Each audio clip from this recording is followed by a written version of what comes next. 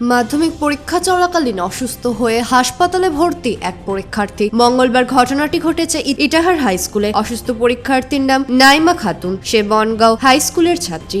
এবছর নাইমার পরীক্ষার সিট পড়েছিল ইটাহার হাই স্কুলে। জানা গিয়েছে এদিন ভৌতবিজ্ঞান পরীক্ষায় 2 ঘন্টা অতিক্রান্ত হওয়ার পর নাইমার হঠাৎ শ্বাসকষ্টজনিত সমস্যায় অসুস্থ হয়ে পড়ে। এরপর স্কুল কর্তৃপক্ষ প্রাথমিকভাবে পরীক্ষার্থীকে সুস্থ করার চেষ্টা করে।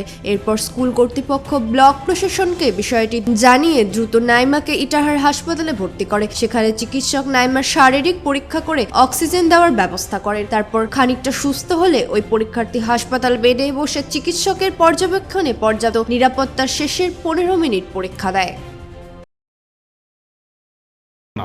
আমার নাম জয়ন্ত কুমার দে। কোন স্কুলের স্টুডেন্ট হচ্ছে বনগ্রাম স্কুলের। আচ্ছা, আর ইটাহার হাই স্কুলের সিট পড়েছিল। কি নাম? এর নাম হচ্ছে নাইমা নাইমা খাতুন। কি হয়েছে, কি সমস্যা? সমস্যা হয়েছে ওই অ্যাংজাইটি মতো হয়েছে, মানে ঘাবড়ে গিয়েছে পরীক্ষা চলাকালীন, শ্বাসকষ্ট? একটু শ্বাসকষ্ট হয়েছিল। আর সঙ্গে সঙ্গে আমরা হসপিটালে নিয়ে এসেছি। ডাক্তারবাবু দেখলাম আপাতত উনি মানে ছাত্রী ঠিকই আছে, অবজারভেশনে রেখে অবজারভেশনে রেখেছে। পরীক্ষা দিচ্ছে, পরীক্ষা শুরু হলো হাসপাতালে দিচ্ছে। হাসপাতালে পরীক্ষা দিচ্ছে। ইটাহার হাই স্কুলে সিট পড়েছে। ইটাহার হাই স্কুলে সিট পড়েছে। ইটাহার থেকে দিবাকর মজুমদারের রিপোর্ট, কুলিক নিউজ।